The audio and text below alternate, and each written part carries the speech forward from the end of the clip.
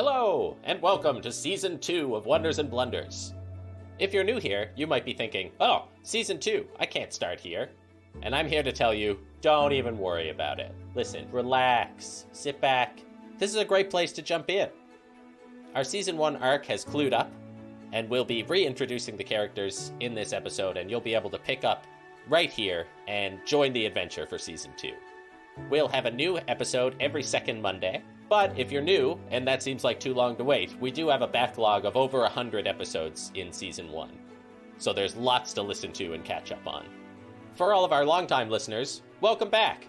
We're so grateful for the support and excitement that you provided coming up on the launch of Season 2, and we are just as excited as you to have new episodes rolling your way. Speaking of being grateful, I have a list of people I need to thank. Our stalwart patrons who are supporting this podcast through their monthly donations. We see you, we love you, thank you so much. Those patrons are Rylan Command, Chris S., Dylan Pilgrim, Ian Ford, Gelatice, Miri Rain, thank you all so much. Michael Pollard, Jason Campbell, Michelle White, Robert Andrews, David Forsey, Chelsea Dabb, and Shell Scott. You're all the best, thank you so much. We cannot thank you enough. But wait, there's more! Medwards 10, Columbine the Minotaur, Michael Appleby, Hudson Miles, Robert Hawks, and Christopher Dunn. We really couldn't do this without all of you. Nick Scott, Matthew Smets, Chris Walsh, Christopher Bruce, Mike Hammond, and Olga Krasik. There's so many of you, we are so blessed. And finally, Heather Romancic, Noreen Elizabeth, Heather Baird, and Cheryl Ann. You all helped immensely making Season 1 possible. We appreciate your support more than you could ever know. So 1 million times, thank you from the bottom of our hearts. But enough out of me, you'll hear me gabbing enough through this series. So let's join our adventurers once again on the snowy roads of the world-spine mountains, mere moments away from the mountain city of Mox Thorain.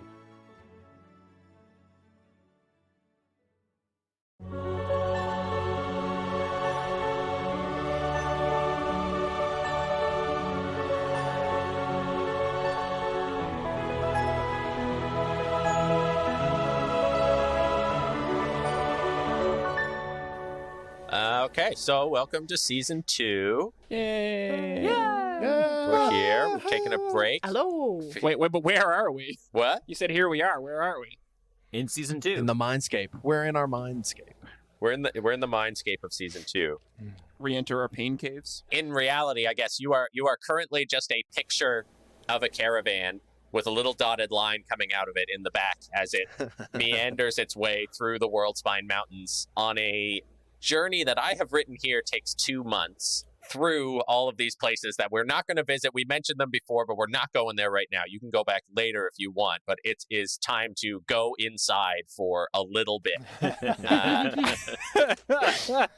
You mean we can't roleplay for 2 months, this whole 2 month trip? We can go back and do it later if you want, but Season 2 is just 2 months on the road, 100 episodes. Yeah.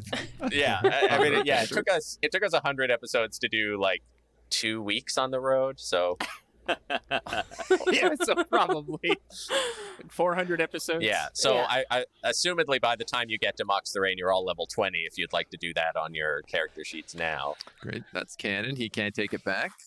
I'd actually already leveled myself up, so I figured this was coming. So Great start, everyone. Do we have any other kinds? Yeah, there's a dotted line coming out of the back of the Caravan of Wonders as it moves its way across this map. As it goes, this little drawing of it looking more and more ragged as time goes on, as it hits bumps and has skis and wheels and tarps fall off the side of it. The little bag that represents your supplies on the top getting smaller and smaller as you go, until we get back to real time. Gertie and Brett, the two goats which pull the front of the Caravan of Wonders, normally strong and sturdy and unflappable, are panting as they work up this steady, constant incline, just barely moving the caravan up closer and closer to the silver span.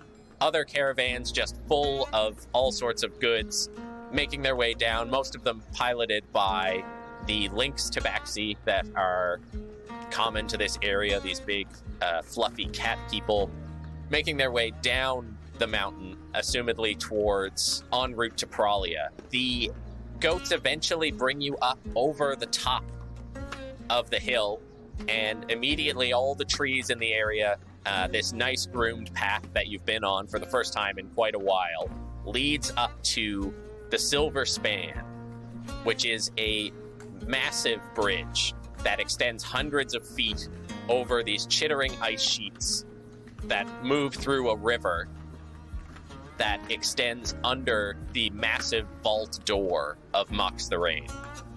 This mountain in front of you, even though you are the highest you've been in the mountains of the World Spines, extends up beyond sight into the clouds above, this constantly roiling storm that surrounds the peak of this absolutely massive mountain.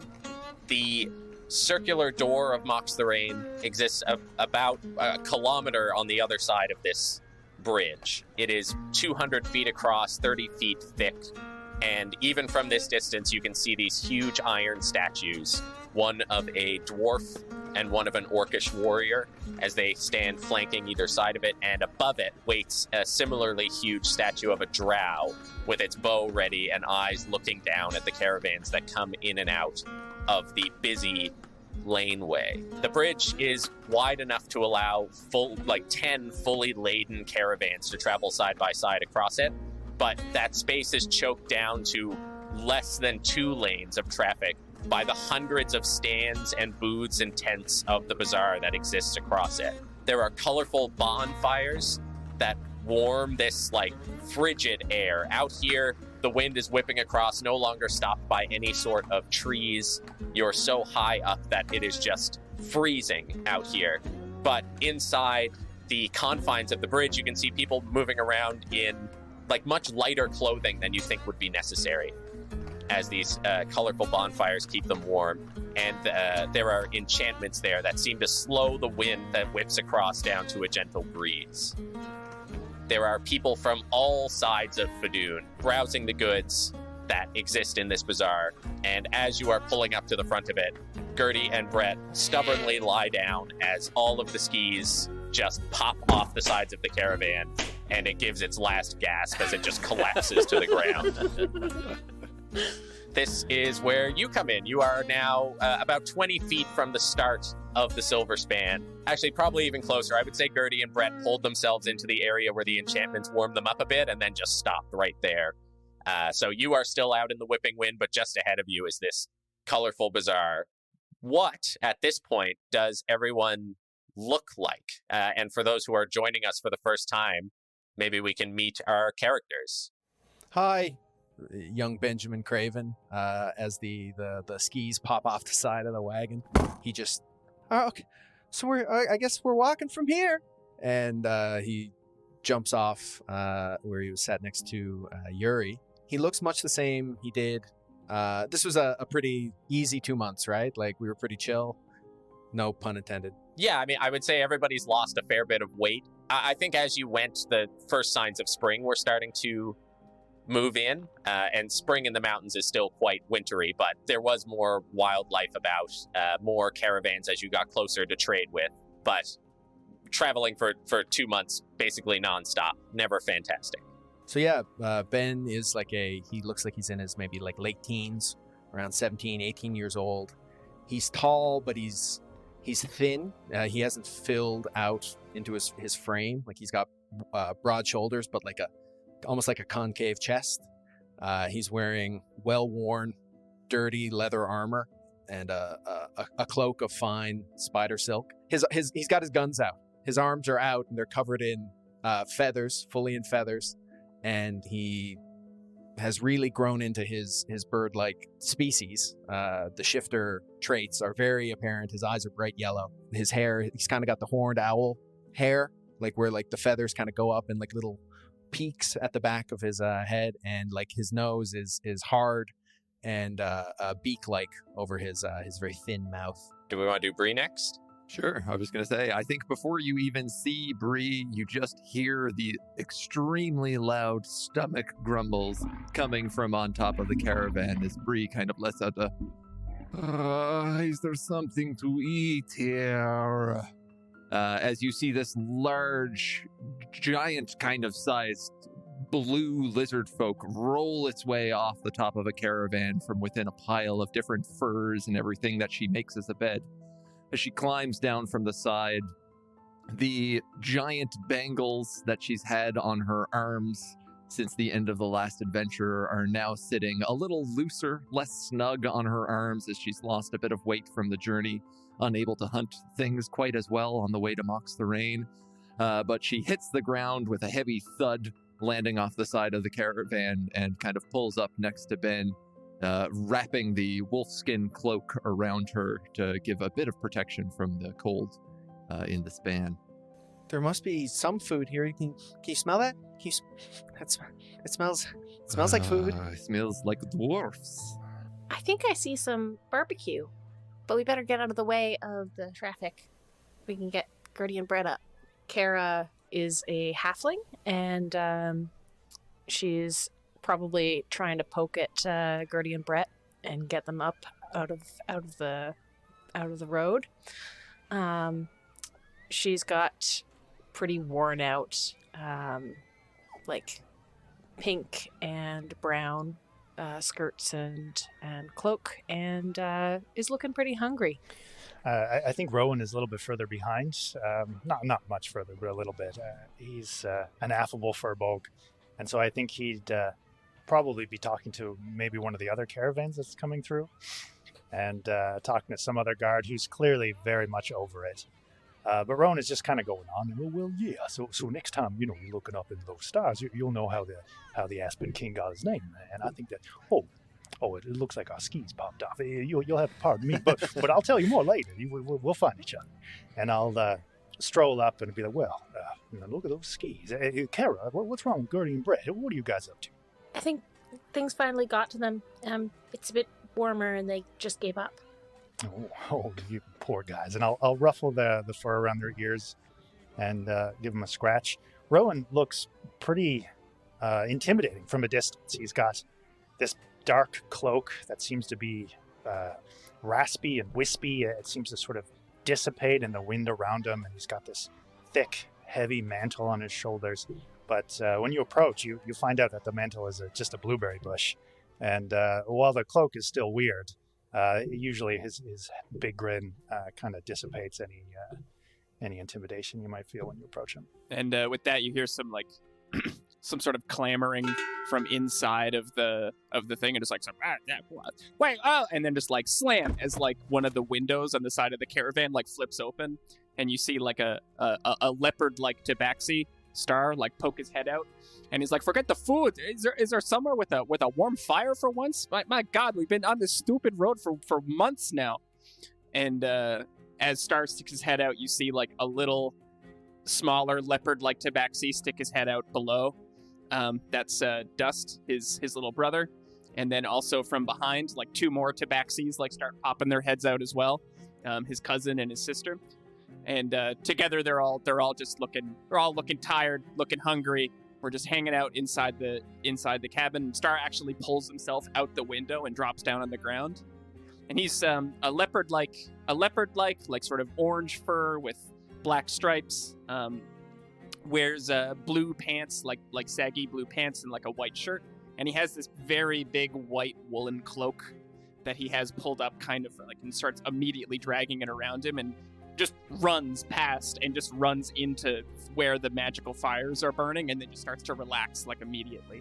You'll not want for creature comforts here in Mox Thorain, Valen says to Bree as he sort of steps out of the wagon. And Valen's cloak is sort of wrapped closely around him, the shimmering spider silk of it keeping him warm.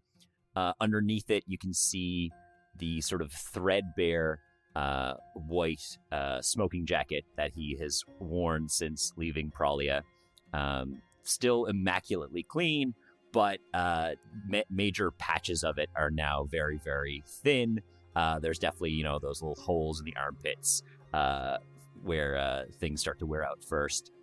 Similarly, his fancy dress pants are, I think there's a hole in one knee, and his boots are looking a bit worse for wear.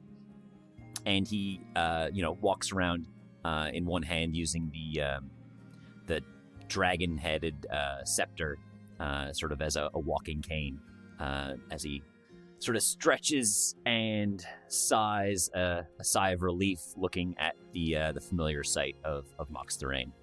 And then, yeah, jumping off of the front of the caravan is Yuri Ditchdigger, the quite stout dwarven leader of the Caravan of Wonders. And he jumps off and runs up to everybody and says, "Oh, we're finally here. Okay, everyone, excellent work. You're all still alive, and that is what is important. Here you go. Here is your pay. We've all done extremely well. Go get yourself something to eat." And he starts, he has a huge sack on his back, and he just hefts it onto the ground. You hear the clank of coins under it as he hands out a bag to everybody, which I think some of you have trouble lifting with 2,500 gold in each one. Gonna draw some attention. Yeah. And he's like, "I'll get these folks moving," and kind of huddles in a bit closer to you. They're a little bit strict about some certain magic items that might try to go inside. Anything that you picked up that, very clearly evil, just get it to me. I can either move it out here, sell it off for a bit of extra cash, or we can maybe try to sneak it in later. But you're going to have a hard time with customs if you try and keep some of that stuff on you. Like the chair, the throne, the immortal throne, Chair's a big one, yeah. I can sell that out here, I think. or your vampire sword star. That's really evil. Super evil. Yeah, is the sword gonna be okay? Yeah, he picks it up and it just audibly starts to moan like a ghost. Yeah, so the sword is just going like, "Oh," and the chair in the back, the back door of one of the caravans opens up and it's just darkness except the rocking chair, this super cursed Creaking. throne. You can add this candle of invocation to that pile as well, and the purple, dripping, oozing with the shadows sort of leaping off of it. Oh, yeah. Candle is added to the Yeah, pile. Ben's got a satchel, and he's just kind of going through it. He's like, "Is there anything evil? Was it? Yeah. Did I take anything from Bloodovia?" He's just digging through. What about sort of mischievous things that could be put to evil use? Like this swapping wand. No, all that stuff should be fine. I mean, it's only the things that really look like, weapons of mass destruction, or something that might possess a king, turn them mad, and use their people to wage an endless war or something like that. That kind of thing they'll probably take from us. Oh, yeah. Oh, okay. I mean, how many of those do we have? Surely not more than 2 or 3. I think, yeah, at least the chair. Yeah, the chair and the least- sword, yeah. Definitely I the get chair. I don't know about the sword. Where did we land on the workbench? Frankly, you can sell this evil sword anyway. I didn't want it in the first place. All right, sounds good. Oh, sure. After 2 months of having to listen to it in nighttime, yeah, now you get rid of it. I didn't Sure, want it. all right. Hey, you weren't there when I put it through Lilia's heart. No, wait, you were there. Yeah, no, I was outside. Yeah. Yeah, it's pretty cool. Speaking of Lilia, we still have her workbench. Does that fall into this category? Oh, definitely. I do not know that we determined that was evil per se. I wanted to throw that thing overboard from day one. To make that clear right now. It pulls your dreams into a terror swamp. That's bad, right? Totally good. Lawful good bench. Some of us grew up in swamps. Not all swamps are necessarily evil, Ben. That one is, though. It's got It doesn't look white that hands that evil, swim in though. the water and people buried under a dripping tree. Come on, Yeah, Bree. but can you tell that by looking at it? No, I think the guards would have to sleep next to it. They're not going to do that. They're lazy as hell. They're not going to sleep next to it, spend all night. They'll take a glance. If it doesn't come off as immediately evil, I think you'll be fine. Should I try to take the curse off the chair? No, that's the most expensive part of it. Yeah, but it's also the most. It's the most evil part of it too. You just want a regular chair? If you tell me, I would not have dragged that regular. It takes up a lot of room. Okay, we would not have taken a regular chair that looked like that. I mean, it's a nice chair. It's even nicer that it keeps you alive indefinitely as long as you sit in it. Yeah, that's the part that's you know, Yeah. tricky. I mean, it probably did save Valen when he ate that rotten meat there, a few weeks ago. I mean, he sat on that whole thing till it passed out of his system. I mean, and he's still with us now. Unless he actually did, in which case he's mega dead. It's like, are you putting in a canon that I sat in that chair and had diarrhea. just killed myself like that? No, I can't. Well, Yuri, if you sell this sword, can you buy me another one? But like a less evil one? I'll get you the money for sure, Okay. or your cut at least. Yeah, maybe it can sing us lullabies this time. And then he takes it. He says, "All right, well, I'll get in touch with the weighted scale while we're out here. I think they'll be able to move some stuff. Yeah, have a look around. I'll take care of the rest. If you head inside, I guess here. Let me give you my address." And he gives you a little map of Mox Thorain, and with a little place marked for where his house is. And which ring is his house on? His house is in the trades. Hmm. The Zilchis ring, which you know will be the first ring that you walk into when you go through the front door. Okay, so should we wait here for you, or are we going to go on to Pauline's house? Moving through customs with a caravan full of stuff like this is kind of a bad idea, so I'm going to stay out here and use the black market to try and get rid of as much of this cursed stuff as possible, and then anything that I can't get rid of will have to be turned over to the Church of Helm, and they'll destroy it. There's a whole thing with that. But I mean, I'm pretty sure that I'll get us a fair bit of cash for that, and then, dinner will be on me. Okay. Rowan, so the we're- first thing we are doing is going to an inn to get some food. That is the first thing we are doing. Please. I know an excellent one in the Zilchis ring. Well, then we're going there. Is Fido coming with us, or is he gonna stay with you? I mean, I could use the circus to help fix up the caravan, and he points back, and I guess the back caravan, just the doors open, and all your NPCs just roll out the back. So there's an ancient elven wizard who is surrounded by 3 cursed tree people called woads, a small, and you've already introduced your cousin and your sister, Light and Sky, and Dust, your little brother, who are all similarly tabaxi-ish to Star. And then a little kobold, a little blue kobold wearing a badger hood, falls out the back, and he has a big sack of stuff over his shoulder and sort of jogs up to you and says, I could, sell a bunch of these things, or maybe just trade them for pastries. Is this a pastry place, or what? Oh, you don't have to worry about pastries, Fido. I'll make sure you get plenty of those. I am going to where the pastries are. And Yuri's like, well, I don't know. Maybe we could use your help here. And he's like, I will bite you. Okay, well, He's like, okay, Fido, fine. can you take garlic with you? She can't eat pastries, just meat. I still have to babysit the dog? She's basically yours now at this point. She doesn't even listen to me. No, absolutely not. I mean, That's not very responsible, Benjamin.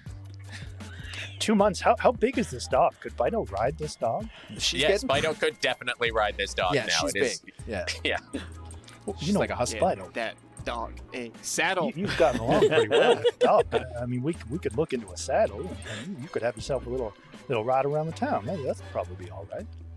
Yeah, Fido turns around and Garlic runs up and just grabs the bag and starts tearing at it and throwing Fido around. He's like, I hate this dog! I hate the dog! Benjamin, if you okay. do not want a dog, I am happy to eat. No, Bree, again, He solves 2 problems same time. no, she's not a problem. She's just, okay, come on, girl. Still has the same bark though. Baito, I could point you out to a lovely pastry place in the Zilchis ring when we get inside. This is great. Let's do it. We might find something along the way. I've never actually approached Mox Thorain by land. I'm not very familiar with the Silver Span. Is the city going to be cool with a kobold just wandering around? Yes, they're quite welcoming of most types, as long as he doesn't engage in any illegal behavior that he is caught for. Well, there we go. I'm not going to get caught. You got caught stealing that pig. Do you have any evil doorknobs in your sack? You should probably make sure any of the obviously vampiric ones get sold. Oh yeah, there's a bunch that I took from that vampire castle that bite you when you take them. And he like holds one up, and it's just like like trying to bite him as he takes it out of the bag. Rowan looks in real close. Well, I don't think that would make you take over a kingdom or something. Boy, that seems to be just kind of regular teeth. Not exactly a weapon of mass destruction. Can we please go get some dinner? Yes, let's. Yeah, Star is like already walking into the city. So so the Silver Span is super, super busy. As you're going, I think other caravans starting to slow down as Fezric and the Woads start helping Yuri to get the caravan back on its skis. Making your way in, there are just people everywhere. There are tents all over the place. And I mean, every 10 feet that you go, there is a new wondrous food stand from a different part of the world. I think there would be several like Praulian street food stands. Oh, going there. That you would recognize as well. Yep. Star immediately walks over to one. Yeah, so you see a couple of familiar-looking tabaxi running this stand as you come over. Hello. Hello. Oh my God. Are these desert fish? And like he picks up like a flattened like cooked pastry. and it's like, oh yes, we've got all the favorites. And then she just takes a bite of it, and he's like, this is not as good as this is not a proper one. You're missing all of the. There's no marrow in these fish. What is this? Oh, what? Oh, excuse me. I'm sorry. I'm working with the best that I've got over here. You know, these things aren't exactly supposed to sit in sub-zero temperatures outside. Excuse me. I'm only a person who's from Bralia, and like, my mother makes way better desert fish than this. What are you saying about me? You're saying I'm not coming from Bralia. I come all the way across here. I bust my ass to make these desert fish. You bust your ass. You're gonna believe the trip that I did to get all the way over here. I miss the sounds of the city. It's very loud. I'll tell you what, I'm going to take this fish, okay? And that's it, buddy. Oh, you're going to pay for it. I'll tell you that. No more than 1 copper. You're out of your mind. That's a silver. That's a silver fish 5 right copper. there. Done. 5 copper. Oh, you just because. Okay, but you can take that for 5 copper, but you're going to give me my other 5 copper, and you're going to try my candy sand, because the candy sand is really where it's at. Okay. All right. Deal. But only because I have the kids with me. Why are you eating sand? How'd they get those trees to grow inside a mountain? Is this why cats are so small? They eat sand all the time instead of real thing like meat. The Praulian diet is a bit high in sugar. That is for sure. Star like gathers up all the food and like gives the sand to Dust, and then just like walks. So it's fun dip, like it's basically fun dip. Yeah. Yeah, like the bag of candy sand with like the candy stick, like exactly. Lick it and, like okay, hands it over. No, I think Dust is licking his paws and dipping his paws in, right? Yeah. Like, Gross. Yeah. Gross. That's just how you do it. I mean, I don't make the rules. Or the candy sand. As soon as Star hands the food back, he just like looks at the vendor and is like, you know what? It's good to see you. Thank you. You know, I haven't had this kind of experience in a while. Well, that's part of what we do here at the stand. Yeah, I know what you mean, buddy. Yeah. Immediately looks over your shoulder and sees like this human wearing Praulian stuff and is like, hey, you look like you got no taste. Come over here and taste something. Is he speaking about me? Oh yeah. And like Star just like whispers like, yeah, that guy's an easy mark. You got him, and just wanders away. So, do you want to head into the city, or are there anything else that you're looking for, like on the Silver Span itself? Is there like a little carnival? You can play some skee ball or pinball or something for a couple hours. I don't ever want to get inside the city. Yeah, I know you don't. I'll say, I will say, I think Star and Valen definitely know some stuff about Mox Thorain and the Silver Span, and I think both of you would know that a lot of the Silver Span is kind of a tourist trap. There are like carnival games and that kind of thing out here for people to come through. A lot of people, while they're waiting for their customs to clear and stuff like that, will wander the Silver Span and end up spending like way too much money on weird little trinkets and souvenirs and that kind of thing. But you would also know that there is a vibrant black market here. There are lots of things that would be too risky to sell inside of Mox Thorain itself get sold out here, and that they are sold by an organization, a smuggling organization called the Weighted Scale.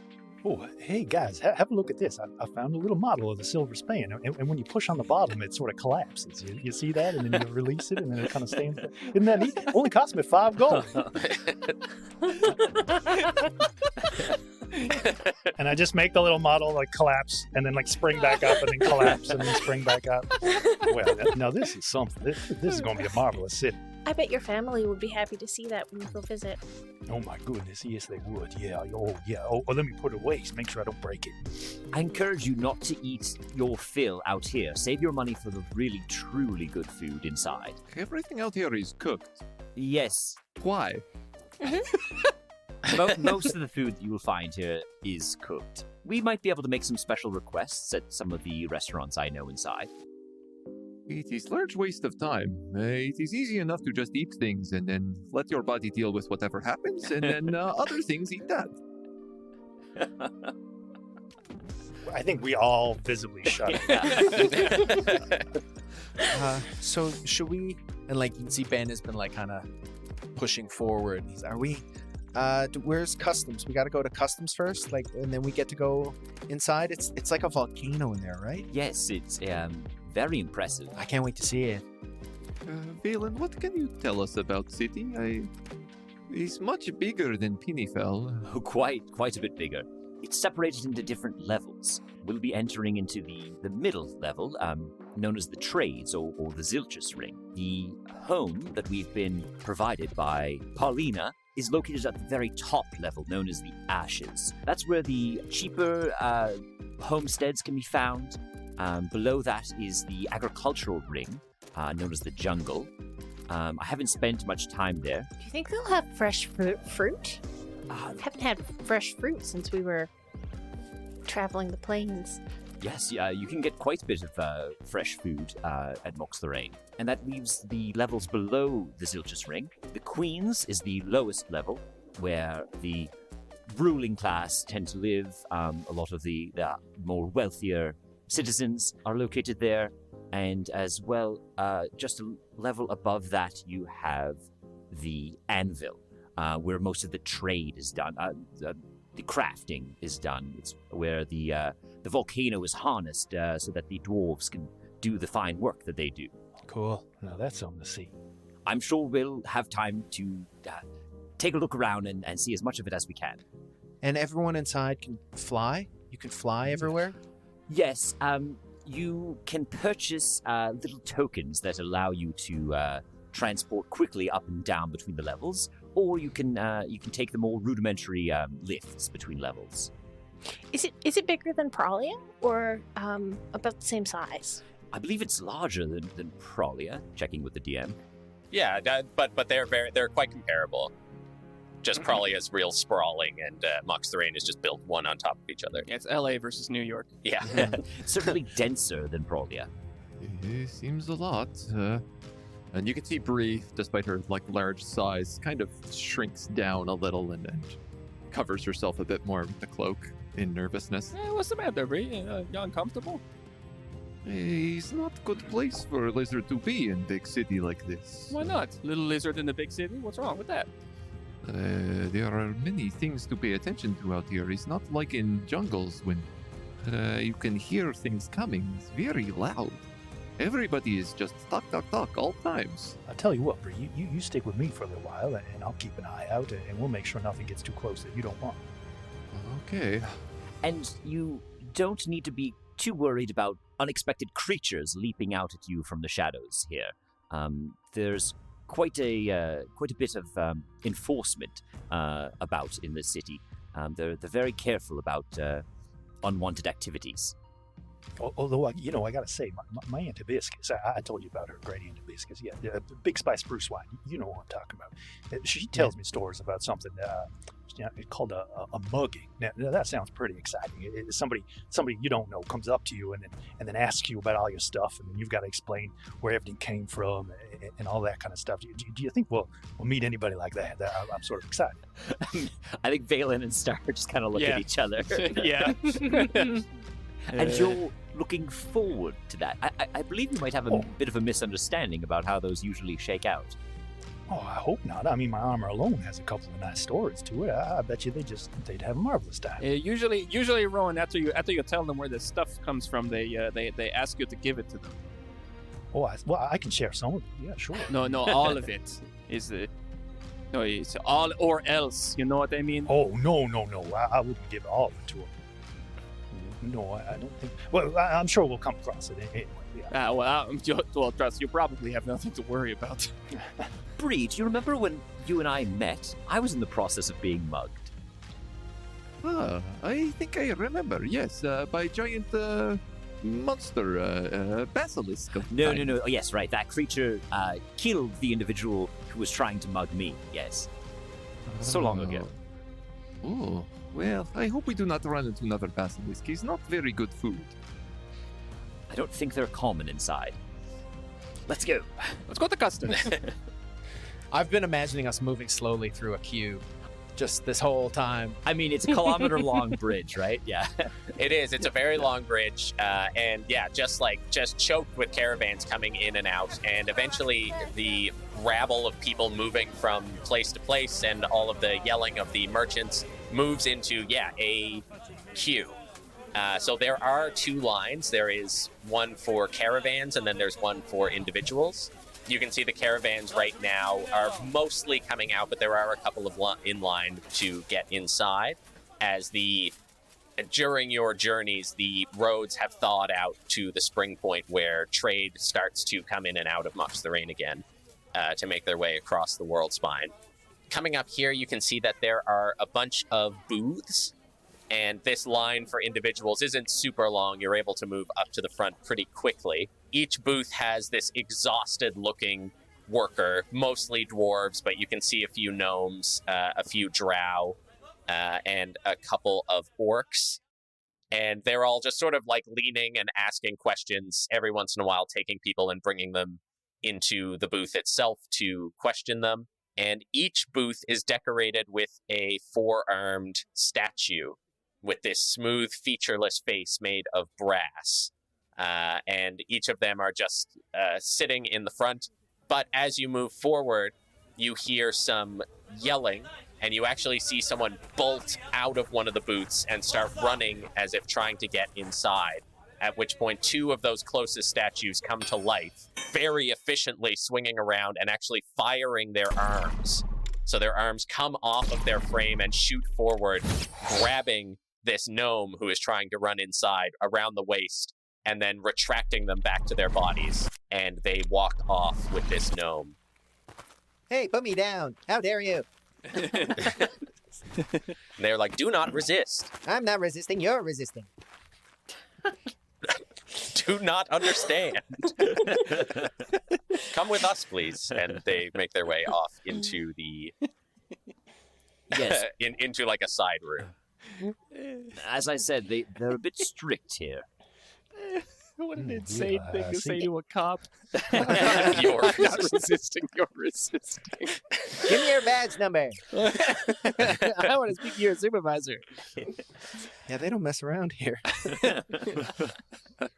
Is there like a set of rules we're supposed to follow, or is it just sort of whatever they think is appropriate at the time?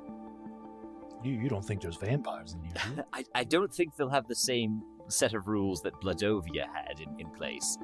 But there certainly will be certain behaviors that are not acceptable.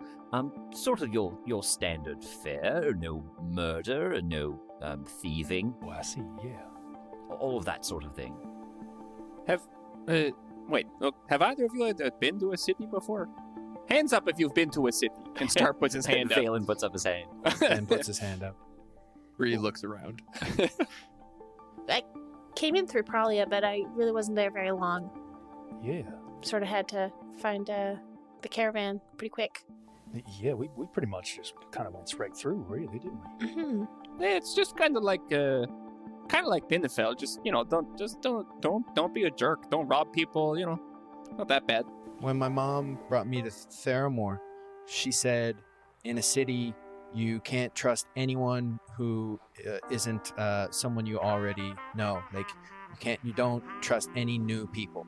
Well, that's a bit broad, That's a little extreme. a bit sweeping. Oh, it's good to listen to your mother. This seems like good advice. I will remember this during this time. Yeah, boss used to say that too. Big boss said, anyone you don't know, you stab them and eat them. It's very good advice. Yeah. Well, that's certainly not something we're going to do here. Yeah, well, no. I think maybe we can refrain from the stabbing and the eating. I mean, Yeah. we can give everybody some due diligence, but let's keep the stabbing to a real minimum.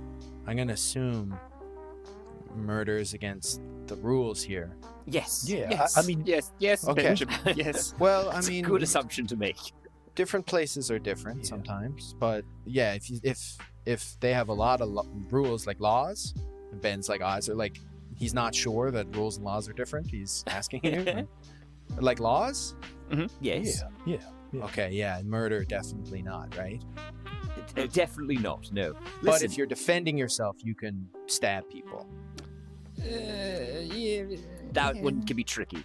If someone challenges you to a duel or something, I think I saw a duel when we were in Pralia. Yeah, it's also different. Duels are not quite as common in Mox Thorain. Listen, I've visited Mox Thorain a handful of times. As a child, my father would bring us through here, and we were never mugged. We were never murdered. We met lots of people that I didn't know, and it worked out well every time. The only thing you really got to watch out for is the salespeople. You know, they can pick you out of the water like you're just blood. Sharks with blood in the water. That's what you are to them. Yes, try not to let anyone talk you into buying something you didn't already intend to buy. Guys, I have another one of those. Especially the little pop-up things that Rowan keeps buying. You know what I mean? Like that. Right. I don't know. I think it's kind of clever. Rowan's covered in Mardi Gras beads. He's got like a little party hat. It's got a giant. I crossed the pink teddy silver bear. span, and all I got was this lousy T-shirt. Elton John star glasses. I was gonna say a goofy hat. There's like a goof with the ears. And the big, it's on sideways. As Rowan buys another piece of memorabilia, you just hear in front of you, "Next." Oh, guys, that's us. I think we should all go together. We're a group, so we'll go to the same booth together. Come with me. Did we get in the caravan line or the individuals? Hi, we're the individuals of wonder. So, and moving forward, they actually do point you to different booths. So one by one, you are brought up to separate booths. I give Bree a thumbs up and a wink, like you're Particularly as Bree gets pulled away, I sort of look. If you have any trouble, just wave. I'll be there as soon as I can. yeah, you're good. Okay. Then Bree plots off to a boot, just like looking back over her shoulder repeatedly. Oh no! Sweet Bree. There's no way this can go good for Very me. excited for this. I didn't realize that the customs would be the most exciting part of this. So each of you walks up to a separate booth with an equally tired-looking dwarf or drow or orc in it. I'm just going to ask you the set of questions that they ask everybody, and you can all answer them sort of one at a time. Okay. First of all, you all walk up, and each of them leans forward, and you just hear, "Okay, so state your purpose and how long you will be remaining in Mox Thorain." Adventuring. I don't know. We have a house. We might be living here for a while. I am looking for food, and I leave when caravans go. Yeah, we're just here to sell some items and maybe check out new real estate we just purchased. Could be a week, could be a little bit longer, depending on if the real estate is nice. We're here for a break. We're traveling and need to restock on supplies. Maybe pick up a bit of work in the meantime. We're here to engage in some trade, upgrade a new real estate purchase, and say hello to some old friends. Well, I'm not sure how long they'll be here. I mean, I guess that depends on how friendly your squirrels are, really.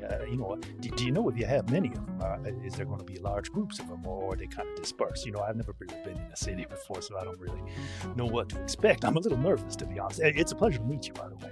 And they are just kind of like writing this stuff down. So I'll just kind of go around. I'm just going to ask each of you just some of the random questions. For Ben and Valen, both of you get the question, Okay, are you wanted in any other kingdoms or are you known by any other names? No. Ben goes very still. Valen sort of like pauses for a moment. Valen? No. And he kind of like looks up at you and just says, okay, I am required to let you know that we do have an option for fast tracking this application should you be upgrading real estate in this city. There is an option, if you would like, that we can have you step into a circle of truth.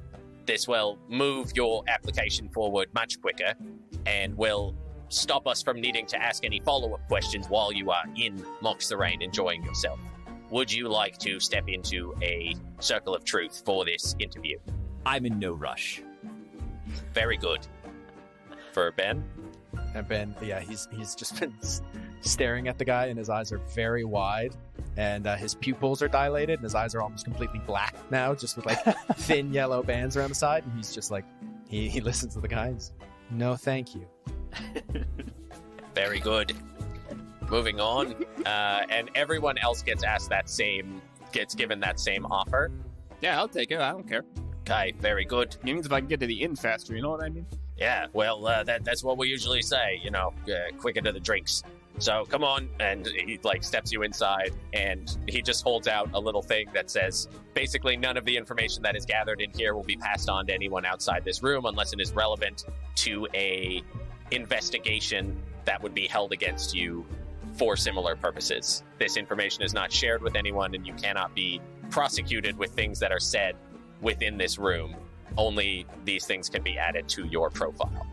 Yeah, sounds good. As with any question would be. So you step in through the field, and immediately you feel this sensation come over you. He says, please don't resist. It's a strange feeling at first, but it's all above board. I've done this a million times. Don't worry about it. Yeah, Star takes off his shoes. You feel compelled to tell the truth. Does anyone else accept? I think after about a 5-minute conversation of explaining what a circle and truth is, then yes. Yeah, okay. Bree steps in as well. No, Rowan definitely would have been like, well, no, I mean, I haven't heard anything about you yet. I've what do you want to know? Well, I mean, is this your hometown? Are you from here? It is. Oh, that's marvelous. That's marvelous. So what's your favorite place to sit and watch around? Oh, well, I'm not much of a people watcher, honestly. I just kind of do the 9 to 5, go home, kick my feet up. Yeah. So I suppose, the balcony on my back. I built a balcony this summer. You don't say. That was pretty nice. Well, that's marvelous. Don't always have time to do those things, Yeah, but it's good, when you can get some work done with your hands and kind of be proud of what you've done, Yeah, it's nice. I do a lot of sitting at work, so when I get to work with my hands, it's really a blessing. Oh, yeah, I imagine so. Yeah, any places you like to go for a walk, then I imagine that helps too. No, just, I walk to work, and then I walk home from work, and then, it's a long day here. Yeah. Not much time off. Do you have a family? Well, I did. I'm not on speaking terms. Oh, yeah, that happens sometimes, but don't give up. It's because of me. I'm a real nightmare. Oh, don't be so hard on yourself. I'm having a wonderful time, man. Oh, well, that's nice to hear. Yeah, you should think about reaching out again. Times change, people change. Those things, ebbs and flows, Okay, well, if you don't mind, I'd like to ask the next question if you're not going to step into the circle. Oh, absolutely, yeah. Are you under the effects of any dangerous pacts, gaius contracts, blood curses, or any free will impairments that we should be aware of? I've got family in Howard myself. I haven't seen them in quite some time. It's funny because, you go through a time and you think, well, there's some, you don't really want to be talking to ever again. And then that happens, and then you're thinking, I really do wish I could talk to them again. You know how that is? And we'll go to Kara. Do you step into the circle? Yeah, I think I do. Okay. And you get asked that same question. Any dangerous pacts, gaius contracts, blood curses, or other free will impairments that we should be aware of? I don't think so. Very good. Writes that down. And Bree, having stepped inside the circle, do you have any intention of making large purchases of any kind? Are you bringing in anything that could be considered wildly expensive that could potentially impact the economy of the city? What is economy? Do you have a lot of money? I have bag of gold. And how was this gold acquired? I was given by small man. Does this small man have a name? Yes, he does. Would you state his name for the record? His name is Yuri. Yuri. Yuri Ditchdigger. Very good. And he very quickly puts his hand down on a seal and thinks, and the seal turns green, and he says, "Okay, very good. And this money was gotten through a work arrangement. And what is the total? I do not know, and I do not know. Interesting. You can see gold, and just holds out the bag of gold. Okay, yeah, and he kind of hefts it, and then lays it down and just starts picking out coins, and he's just like, "Okay, here we go. 1, Oh God. 2." And starts counting. Amazing.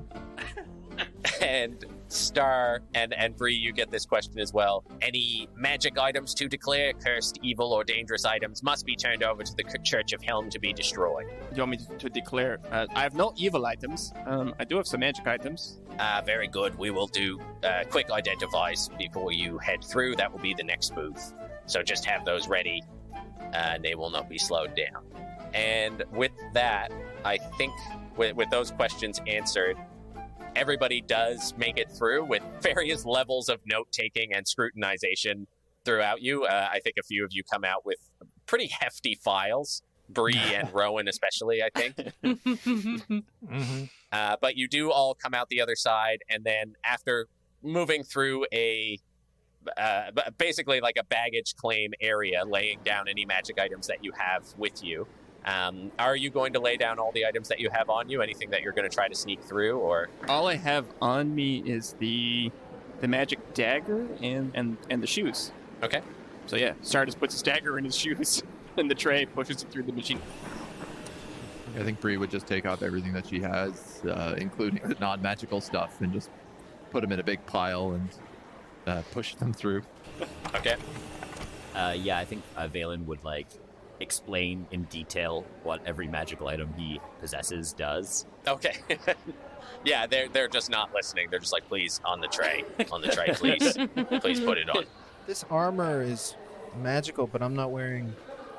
I don't have anything on underneath it. Okay, please step into the booth. Okay. You step into the booth, and there's just this old grumpy wizard standing on the other side of this basically glass panel. Hello. Hi. How are you? Terrible. I'm sorry to hear that. How are you? I'm good. I'm excited. Okay, this is done. And What? then just waves his hands in front of you and says, "You're good to go." Thank you. Okay, this is done. Real PSA experience here. Okay, this is done. Kara fishes through all her pockets and pulls out all these little baggies of dried herbs and plants and little bits of fabric looped around stuff, and tosses them in the tray along with the wand of switcheroo and the ring of shaping. And just sort of holds her cloak upside down and shakes all the pockets a little bit so everything drops out. Oh no. A bunch of caterpillars and stuff. Yeah. There is a lineup of people behind you all at this point, and they're all just like, "Oh my god! Oh, why every time am I stuck behind people like this?" There should really be a non-druid line. And then I sort of fold the cloak on top of all of that and slide it away. Are the sides of the bridge open? Is it covered? The side of the silver span. Yeah, the silver span. Is it? It's not really covered. You can see that there is. It's not fully see-through. You can see visibly this enchantment that is slowing down the wind on either side. The only walls would be that there are just so many tents and booths that anything below like the 20-foot level is completely obscured by that. But above that, you can see out over the mountains around you. Yeah, I think Ben's just waiting with his knapsack slung over one shoulder. Right? It's like it's not zipped up all the way, or it's not cinched up all the way. It's kind of hanging loose. He's got it just real cool, hanging on the one shoulder, and he's just kind of casually waiting past TSA or past customs. Like what I can only imagine is Star there just pulling out like dagger after dagger after dagger after sword after another dagger. Yeah, and they're all just like, yeah, like watching all these weapons like slowly pile up on the other side of the little conveyor belt. But then you hear like 2 belts down, someone like, is that gum? Get up! But so all of you do clear through here. You don't have anything illegal on you. So making your way through all of the stuff that you put through is deemed as relatively safe. So you all meet up on the other side. Do we have to do that on the way out as well? Or is it just on the way in? I don't think they're quite as stringent on the way out. Honestly, that was far worse than any of my previous visits. I suppose traveling through private teleportation circles is a great deal more efficient. Yeah, you're slumming it with us now, eh, Valen? It appears so. Well, I mean, the good news is Grisdane's going to reach out to their partner again, and I think something might spark between them all over again. He seemed pretty excited by the end. Kara's packing little sacks back into her cloak. She's got like a huge handful, and she's trying to stow them back Bree, in all of the dozens of pockets. Bree, you survived. Well done. Oh, yes. He's just asked a lot of questions and looked through stuff, but he's not seemed to be a problem. Yeah, exactly. Nothing to worry about. Whew, let's go grab some food.